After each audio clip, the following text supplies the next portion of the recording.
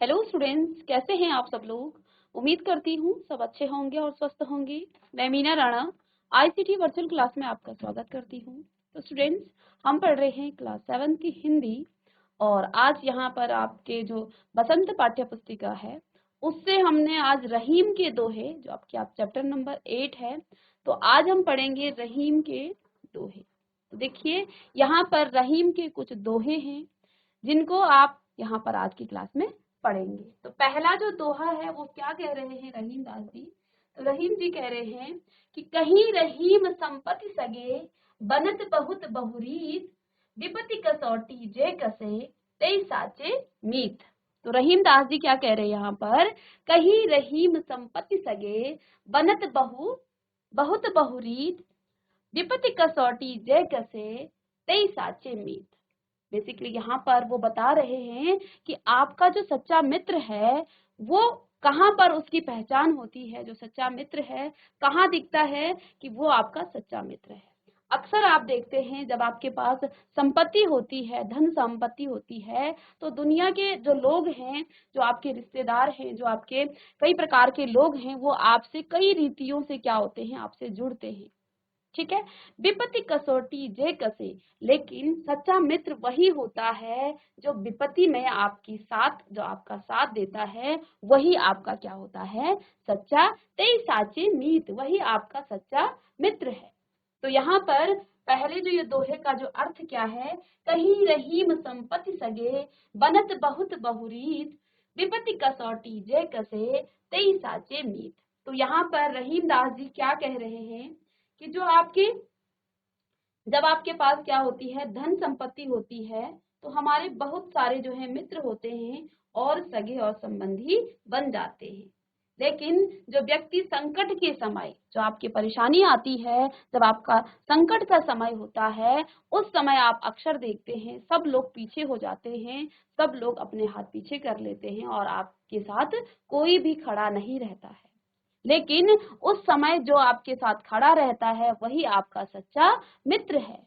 तो इसलिए रहीम दास जी क्या कह रहे हैं, कहीं रहीम संपत्ति सगे, बनत बहुत बहुरीत। जो जब आपके पास धन संपत्ति होती है, जब आपके पास बहुत सारा धन होता है, तब उस समय आपके पास जो है बहुत सारे मित्र भी होते हैं, आपके कई संबंधी भी बनते हैं। लेकिन विपत्ति में कोई भी आपका साथ नहीं देता है, लेकिन जो विपत्ति में आपका साथ देता है वही आपका क्या है, सच्चा मित्र होता है।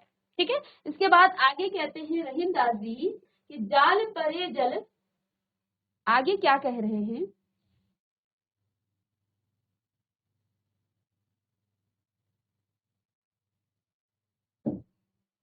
जाल परे जल जात बही, तज मीनन को मोह, रहीमन मछरी नीर को, तऊ न छाड़ती मोह। तो क्या कह रहे हैं रहीम दास जी कि जाल परे जल जात बही। तो जब जो है मछली के, यानी कि पानी में जब जाल डाला जाता है, तब क्या होता है, तजमीनन को मोह। लेकिन मछली को उस पानी से इतना मोह रहता है कि जाल पड़ने पर भी वो जो मछली है वो क्या करती है, तब भी वो एकदम से उस जाल में आ जाती है। ठीक है ना। लेकिन रहीमन मछली नीर को, तऊ न छाड़ती छोड़। लेकिन देखिए, जब जाल आप मछली पानी में डाला जाता है तो मछली तो जो है उस जाल में तुरंत से आ जाती है, लेकिन उस पानी को जो है, उस मछली से कोई मोह नहीं है। ये कहना चाह रही है कौन, रहीम दास जी, कि उस मछली को तो उस पानी से मोह है, लेकिन पानी को, उस जो मछली है उससे कोई मोह नहीं है, कोई प्रेम नहीं है। वो तुरंत से उस जाले से जो है बाहर निकल जाती है, उस पानी को, उस मछली का वो साथ छोड़ देती है। ठीक है। लेकिन क्या कहा, तज मीनन को मोह, लेकिन उस मीनन को, उस मछली को जो है बहुत मोह होता है, किससे, उस पानी से। रहीमन मछली नीर को, रहीमन मछली नीर को, तऊ न छाड़ती छोड़।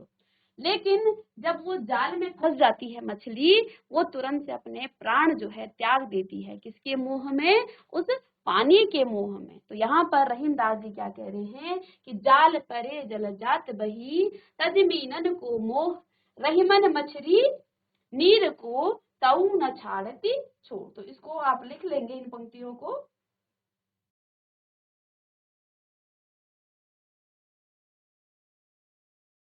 यहाँ पर क्या उनका भावार्थ है कि जो मछली है वो जल से प्रेम करती है, वो जल में ही रहती है। आप जानते हैं मछली जो है जल के बिना नहीं रह सकती है, ठीक है। और यहाँ पर वो कहना चाह रहे हैं कि जल, वो जो मछली है उसको जल से तो प्रेम है, लेकिन जल को उस मछली से, उन मछलियों से प्रेम नहीं है। जैसे ही जाला पड़ता है, जाल डाला जाता है, वैसे ही वो मछली तो उस जाल में आ जाती है, लेकिन वो जो जल है वो तुरंत से जाले से बाहर निकल जाता है। उसे उस मछली से कोई प्रेम नहीं है। लेकिन इतना होने के बाद भी मछली जो है उस जल के वियोग में वो अपने प्राण ही त्याग देती है, ठीक है। तो यहाँ पर इस लाइन को, इनकी लाइन पंक्तियों को भी आप लिखेंगे।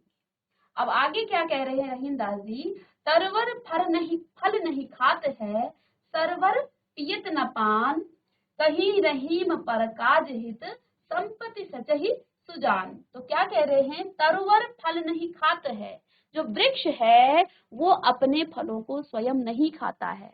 जैसे यहाँ पर वृक्ष देखिए, वृक्ष ये आम का एक पेड़ है। क्या आपने कभी किसी पेड़ को अपने ही फल खाते हुए देखा है? ऐसा नहीं होता है। फल जो है, वृक्ष जो है अपने फल को स्वयं जो है वो नहीं खाता है। सरोवर यानी कि जो सरोवर है, पियत न पान, सरोवर अपने जल का, अपने सरोवर का जल स्वयं नहीं पीता है। कहीं रहीम पर काज हित, यहाँ पर रहीमदास जी कह रहे हैं कि जिस प्रकार से सरोवर यानी कि जो वृक्ष है अपने फल को स्वयं नहीं खाता है, सरोवर यानी कि जो सरोवर है वो अपने जल को स्वयं नहीं पीता है, ऐसे ही जो सज्जन लोग होते हैं वो अपनी संपत्ति परोपकार के लिए क्या करते हैं, सजोते हैं, उसका संचय करते हैं। तो यहाँ पर क्या कहा गया है कि तरवर फल नहीं खाते है, सरवर पियत न पान, कहीं रहीम पर काज हित, संपत्ति सचहि सुजान। तो जिस प्रकार से वृक्ष अपने फल स्वयं नहीं खाता है, सरोवर अपने पानी को स्वयं नहीं पीता है, ऐसे ही जो क्या होते हैं, सज्जन लोग होते हैं, वो अपनी संपत्ति का जो संचय है वो स्वयं के लिए नहीं करते हैं, वो परोपकार के लिए करते हैं, दूसरों के लिए वो अपनी संपत्ति का संचय करते हैं, ठीक है। ऐसे ही आगे रहीमदास जी कहते हैं,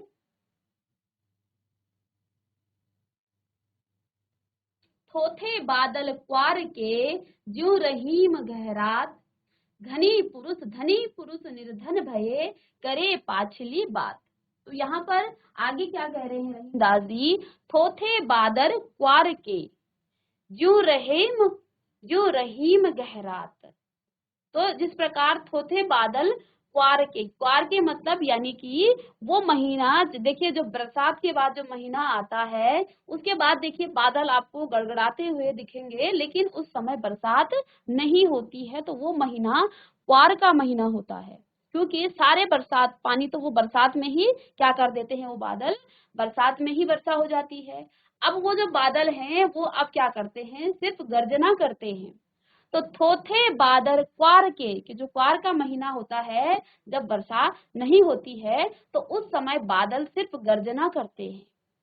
तो जिस प्रकार जो क्वार के महीने में बादल जो है क्या करते हैं, सिर्फ और सिर्फ गर्जना करते हैं, उसी प्रकार क्या होता है, क्योंकि वो पहले ही बरसात कर चुके हैं, बादल अपना पानी जो है पहले बरसात के महीने में ही वो क्या कर चुके होते हैं, सारा पानी बरसा देते हैं। उसी प्रकार से धनी पुरुष निर्धन भये, करे पाछली बात। तो उसी प्रकार जैसे जो क्वार के महीने के जो बादल हैं वो सिर्फ गर्जना करते हैं, वो बरसात नहीं करते हैं, क्योंकि उन बादलों में अब पानी ही नहीं रहा, तो वो कहाँ से बरसात करेंगे। तो इस समय वो सिर्फ और सिर्फ क्या करते हैं, गर्जनाएं करते रहते हैं। बस ऐसा लगता है बारिश आने वाली है, लेकिन वो बारिश होती नहीं है। ऐसे ही रहीमदास जी क्या कह रहे हैं, धनी पुरुष निर्धन भये, करे पाछली बात। जो धनी पुरुष होते हैं और बाद में वो क्या हो जाते हैं, निर्धन हो जाते हैं, तो वो भी जो है अपने धन का वो क्या करते हैं, जो पिछली वो उनके पास धन था उस धन के बारे में वो क्या करते रहते हैं, बात करते रहते हैं। कि पहले मेरे पास ये था, पहले मेरे पास वो था। तो जो धनी पुरुष जैसे कि अब वो एकदम से गरीब हो जाते हैं, अब वो निर्धन हो जाते हैं, तो वो पिछली बातों की गर्जनाएं करते रहते हैं, क्योंकि अब उनके पास धन तो है नहीं। जिस प्रकार से जो है क्वार के महीने में बादल गरजते हैं और बरसते नहीं हैं, उसी प्रकार धनी पुरुष जब निर्धन हो जाता है तो वो पिछली बातों को करते हुए गरजता रहता है, दिखावा करता रहता है कि ये था, ये है ना।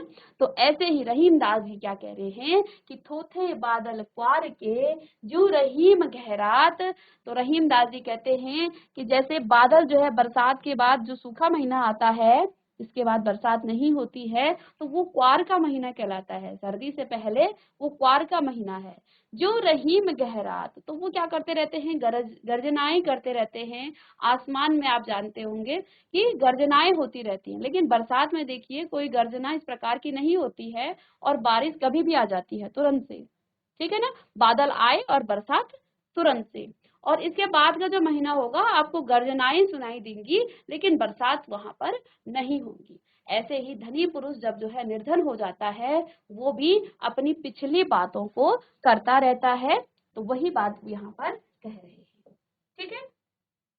आगे रहीम दास जी कहते हैं, धरती की सी रीत है, शीत घाम और मेघ, जैसे परे सो सही रहे, क्यों रहीम यह देह। तो रहीम दास जी यहाँ पर क्या कह रहे हैं कि धरती की सी रीत है, यानी कि धरती की कैसी रीत है। तो देखिए धरती की यहाँ पर किस प्रकार की रीत है। धरती की सी रीत है, शीत घाम और मेघ। तो धरती की कैसी रीत है, देखिए धरती जो हमारी धरती माता है वो क्या करती है, वो निरंतर हमारे देखिए शीत यानी कि जो जाड़ों का महीना होता है, ठंडा का जो महीना होता है, उसको भी वो क्या करती है, सह लेती है। घाम यानी कि जो आपके गर्मियों का महीना है, उस गर्मी को भी वो हमारी धरती सह लेती है। और मेघ यानी कि बरसात का महीना भी वो सह लेती है। तो धरती की कैसी रीत है कि वो शीत यानी कि ठंडियों का, जाड़ों का मौसम होता है, उस समय कितनी ठंडी होती है बाहर, तो हमारी धरती उस ठंड को भी सह लेती है। घाम यानी कि धूप से, जब आप गर्मियों के महीनों में मई जून में आप बाहर नहीं निकल सकते, ठीक है ना, अपने घरों में या हम अंदर ही रहा करते हैं, इतनी गर्मी होती है उस महीने में। लेकिन हमारी धरती माता जो है इस घाम को भी वो क्या कर देती है, सह लेती है। मेघ में देखिए इतना पानी बरस रहा है, इतना सारा पानी भी वो धरती माता इसको सह रही है। जैसे परे सो सही रहे, जिस प्रकार से ये धरती माता जो है शीत घाम और मेघ को सह रही है, क्यों रहीम यह देह। तो रहीम दास जी कहते हैं इसी प्रकार से हमारे देह को भी क्या होना चाहिए, ऐसे ही होना चाहिए। जैसे धरती माता हमें सिखा रही है कि मैं जो हूँ धरती शीत में यानी कि ठंडियों में, गर्मियों में और बरसात में निरंतर इस सहन को मैं सहन कर रही हूँ, उसके दुखों को सबको मैं क्या कर रही हूँ, सह रही हूँ। पीड़ा को एक समान रहकर वो सह रही है। ऐसे ही हमारे देह यानी कि हमारे शरीर को भी क्या करना चाहिए, सहन करना चाहिए। अब शरीर में यहाँ पर हमारा मानसिक भी आ जाता है और शारीरिक भी आ जाता है। तो मानसिक रूप से हमें दुख और सुख का अनुभव होता है, तो हमें मानसिक रूप से भी इसी प्रकार से रहना चाहिए। देह में हमारे देखिए हमारा मानसिक सुख भी आता है, मानसिक दुख भी आता है। तो हमें मानसिक पीड़ाएं भी होती हैं और शारीरिक पीड़ाएं भी होती हैं, तो हमें एक जैसा रहना चाहिए, चाहे वो मानसिक पीड़ा हो चाहे वो शारीरिक पीड़ा हो। तो रहीम दास जी कहते हैं जैसे धरती जो है शीत घाम और मेघ को क्या कर रही है, सह रही है, इस प्रकार की धरती की रीत है, ऐसे ही हमारे शरीर की, हमारे देह की भी क्या होनी चाहिए, रीत होनी चाहिए। हमें अपनी परेशानियों में, अपने दुखों में या खुशी में इस प्रकार से ज्यादा क्या नहीं करना चाहिए, हमें एक जैसा ही रहना चाहिए, ठीक है ना। तो ये हैं रहीम दास जी के यहाँ पर दोहे। और चलिए तो इन दोहों को एक बार आप लिख लेंगे और इनका भावार्थ भी हम यहाँ पर लिखेंगे। तो क्या क्या है, एक बार फिर से हम यहाँ पर जल्दी से रिवाइज करेंगे। रहीमदास जी कहते हैं, कहीं रहीम संपत्ति सगे, बनत बहुत बहुरीत, विपत्ति कसोटी जय कसे, तेई साचे मीत। तो रहीमदास जी कहते हैं कि जब हमारे पास धन संपत्ति होती है, उस समय हमारे कई प्रकार के मित्र बनते हैं, कई प्रकार के हमारे सगे संबंधी बने रहते हैं। लेकिन विपत्ति कसोटी जय कसे, विपत्ति कसोटी जय कसे, उसके बाद क्या है, तेई साचे मीत। तो जो विपत्ति के समय जो है आपके साथ रहते हैं, वही आपका क्या है, सच्चा मित्र है। तेई साचे मीत, वही आपका सच्चा मित्र है। इसके बाद आगे रहीमदास जी क्या कह रहे हैं, जाल परे जल जात बही, तज मीनन को मोह, रहीमन मछरी नीर को, तऊ न छाड़ती छाड़ती छो। तो जिस प्रकार से जब मछली के जल में जो है क्या पड़ता है, जाल पड़ता है, और तजमीनन को मोह, वो क्या करता है, मछली को पकड़ लेता है। रहीमन मछली नीर को, रहीमन मछली नीर को, तऊ न छाड़ती छोड़।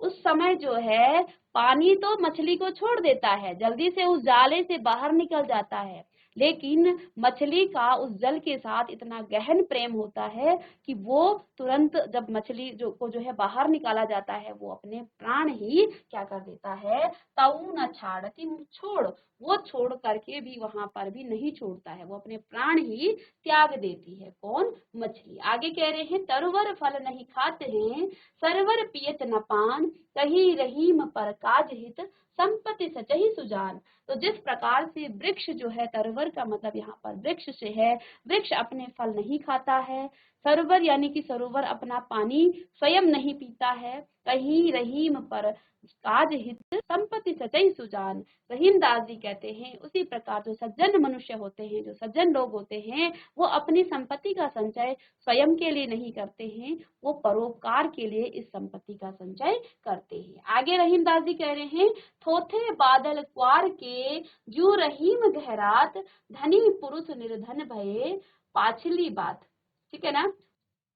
तो फिर क्या कह रहे हैं, थोथे बादल क्वार के, यानी कि क्वार के महीने में जब बरसात नहीं होती है, वो क्या करते हैं, वो गर्जनाएं करते रहे, जू रहीम गहरात, धनी पुरुष निर्धन भय। जिस प्रकार क्वार के महीने में बादल गरजते हैं, बरसते नहीं हैं, इसी प्रकार से जो है, जो धनी पुरुष होते हैं, वो बाद में निर्धन होने के बाद करे पाछली बात, वो फिर पिछली बातों को करते रहते हैं, अपनी एक प्रकार से पीछे की बातों को ही वो क्या करते हैं, बार बार बोलते रहते हैं।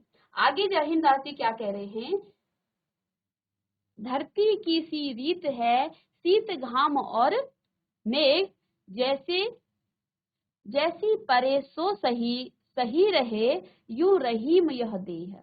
तो जैसे धरती की रीत है, धरती की सी रीत है, शीत घाम और मेघ। जैसे धरती की रीत है, क्या रीत है, कि धरती शीत घाम और मेघ इन तीनों को ही वो सहन कर लेती है। जैसे परे सो सही रहे, यानी कि जैसे जिस प्रकार से हमारी धरती जो है शीत घाम और मेघ को क्या कर रही है, सह रही है, क्यों रहीम यह देह। तो रहीम दास जी कहते हैं कि हमारे देह को, हमारे शरीर को भी इस प्रकार से ही होना चाहिए जैसे धरती की रीत है। हमारा देह जो है गर्मी सर्दी और जो भी हमारा मानसिक सुख और दुख है, उसमें भी हमें एक जैसा ही रहना चाहिए, सहनशील हमें बनना चाहिए। तो इस प्रकार से यहाँ पर रहीम दास जी के जो दोहे हैं वो आपके यहाँ पर खत्म हो गए हैं। आगे हम इसके पहले हम थोड़ा सा इसका अर्थ देखेंगे, जिसको आप लिखेंगे। तो चलिए बच्चों, यहाँ पर रहीम दास के हमने दोहे पढ़े हैं और इसका हम क्या लिखेंगे, यहाँ पर अर्थ लिखेंगे। ठीक है, क्या क्या इनका अर्थ है। तो देखिए, पहला जो आपके पास यहाँ पर रहीम दास के दोहे थे, पहला क्या था, कहीं रहीम संपत्ति सगे, बनत बहुत बहुरीत, विपत्ति कसोटी जे कसे, तेई साचे में। तो रहीम दास जी अर्थ में क्या कह रहे हैं, रहीम दास जी कहते हैं कि जब हमारे पास धन संपत्ति होती है तो हमारे बहुत से मित्र और संबंधी बन जाते हैं, परंतु जो व्यक्ति जो है संकट के समय आपकी सहायता करता है, वही आपका सच्चा मित्र है। तो इसको आप जल्दी से नोट डाउन कर लेंगे।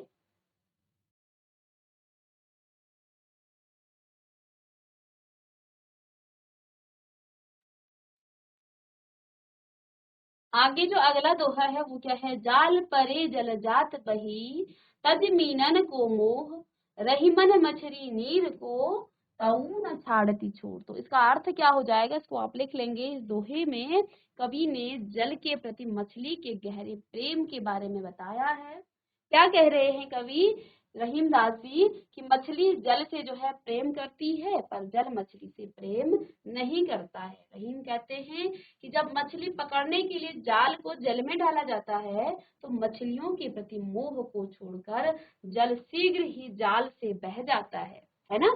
और लेकिन मछली का जो प्रेम है वो इतना सघन है, प्रेम को नहीं छोड़ता है, वो खत्म नहीं कर पाती है, इसलिए वो जल से जो है अलग होते ही तड़प तड़प कर मर जाती है। ठीक है, इसको आप लिख लेंगे।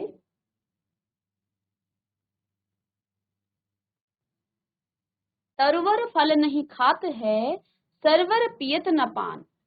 ठीक है, तरवर फल नहीं खात है, सरवर पियत न पान, कहीं रहीम पर काज हित, संपत्ति सजहि सुजान। तो इसका अर्थ क्या लिख लेंगे आप कि वे कहते हैं, कौन, रहीम दास जी, कि जिस प्रकार वृक्ष जो है स्वयं फल नहीं खाते हैं, अपने वो स्वयं के फल नहीं खाते हैं, सरोवर जो है स्वयं पानी नहीं पीते हैं, ठीक उसी प्रकार जो सज्जन व्यक्ति होते हैं वो जो धन का संचय है वो खुद के लिए न करके परोपकार के लिए वो करते हैं। तो इस दोहे का अर्थ भी आप जल्दी से नोट डाउन कर लेंगे।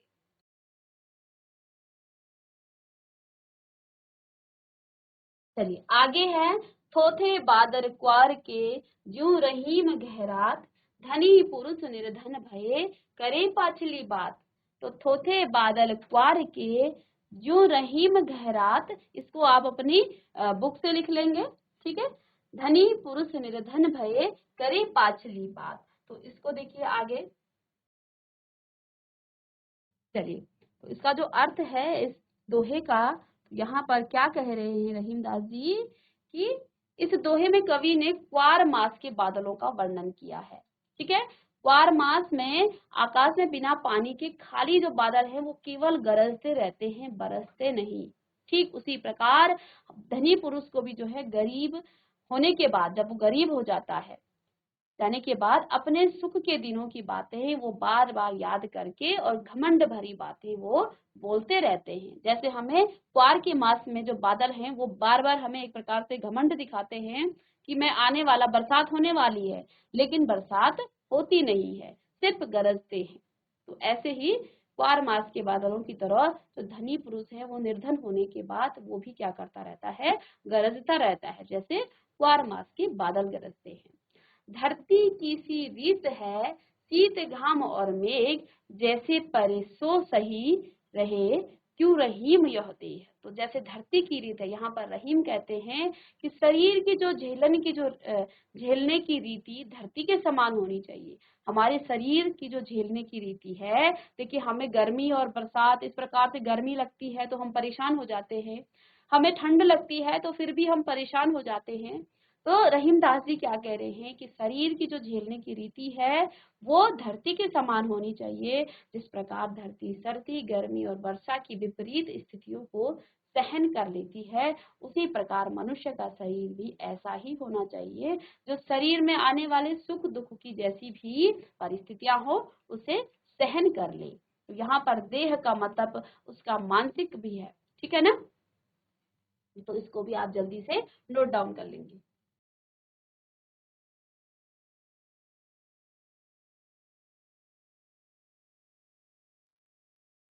चलिए साथ ही साथ यहाँ पर कुछ शब्द हैं जिनके आपको अर्थ यहाँ पर लिखने हैं, इनके अर्थ भी आप लिख लेंगे यहाँ पर। तो जल्दी से इसको भी आप लिखेंगे। क्या क्या यहाँ पर शब्द दिए हैं, पहला शब्द है संपत्ति। तो संपत्ति का मतलब यहाँ पर धन से है। सगे सगे यानी कि संबंधी आपके।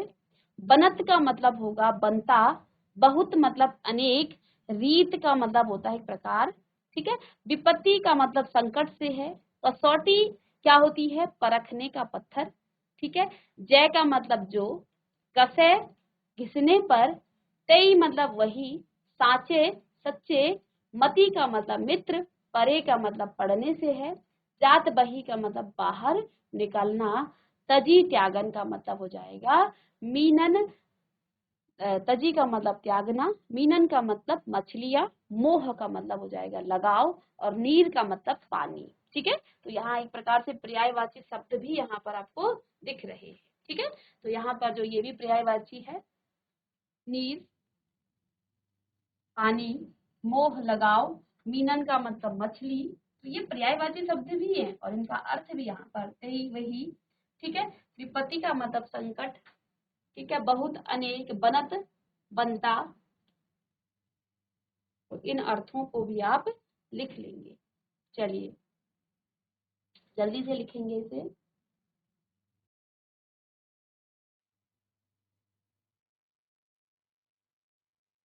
चलिए आगे देखिए, आगे और कुछ यहाँ पर अर्थ हैं और इनको आप एक प्रकार से इसको पर्यायवाची शब्द भी ले सकते हैं इन शब्दों के। छाड़ती, छोड़ती है, छोह, मोह, तरवर का मतलब पेड़, तो ये इसका क्या है, पर्यायवाची है। ठीक है, और नहीं, नहीं, सरवर का मतलब ये भी पर्यायवाची है।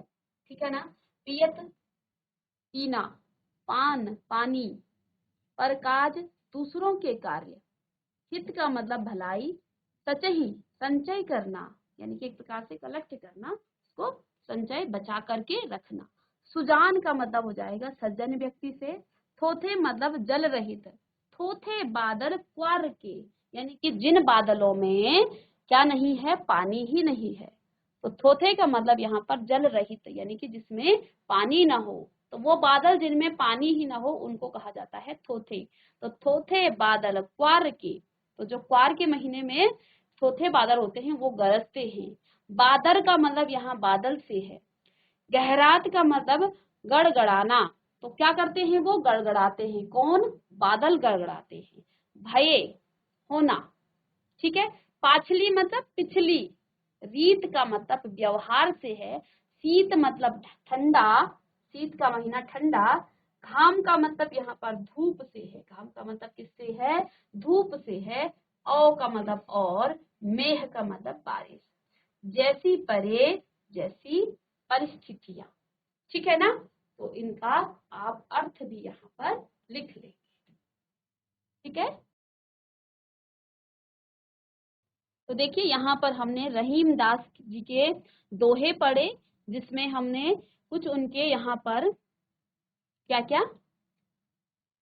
हमने यहाँ पर उनके अर्थ भी यहाँ पर देख लिए। कहीं रहीम संपत्ति सगे, बनत बहुत बहुरीत, विपत्ति कसौटी जय कसे, तेई साचे मीत। ठीक है, तो जल्दी से एक बार इसको रिवाइज करेंगे और ये चैप्टर आपका यहाँ से कंप्लीट हो गया है। तो रहीम दास का इसका अर्थ ही लिखना आपने, अर्थ भी मैंने बता दिया है कैसा है। तो कहीं रहीम संपत्ति सगे, बनत बहुत बहुरीत, विपत्ति कसौटी जय कसे, तेई साचे मीत। आगे क्या कह रहे हैं, जाल परे जल जात बही, तजमीनन को मोह, रहीमन मछली नीर को, तऊ न छाड़ती छोड़। तो अब तो आपको पढ़ के ही इसका अर्थ इतनी बार बता दिया है, अर्थ आपको इसको पढ़ने से ही आ गया होगा। तरवर फल नहीं खाते है, सरवर पियत न पान, तो तरवर फल नहीं खाते है, सरवर पियत न पान, कहीं रहीम पर काज हित, संपत्ति सचई सुजान। तो यहाँ पर इसका भी अपने अर्थ मैंने लिखवा भी दिया है। थोथे बादल क्वार के, ज्यों रहीम गहरात, धनी पुरुष निर्धन भये, करे पाछली बात। ठीक है, धरती की सी रीत है, शीत घाम और मेघ, जैसे परे सो सही रहे, क्यों रहीम यह काल। तो धरती की तरह हमें भी क्या करना चाहिए, अपने शरीर को, अपने देह को ऐसी ही रीत बनानी चाहिए, हमेशा एक जैसा हमें रहना चाहिए। तो आज की क्लास में हमने रहीम दास जी के कुछ दोहे पढ़े हैं और आप इनके जो क्वेश्चन आंसर हैं, अर्थ मैंने बता दिया है, शब्दों के अर्थ भी और पूरे दोहे का अर्थ भी आपको लिखाया है। तो मैं उम्मीद करती हूँ आपको समझ में आया होगा। मिलते हैं नेक्स्ट लेक्चर में, तब तक के लिए thank you and have a nice day.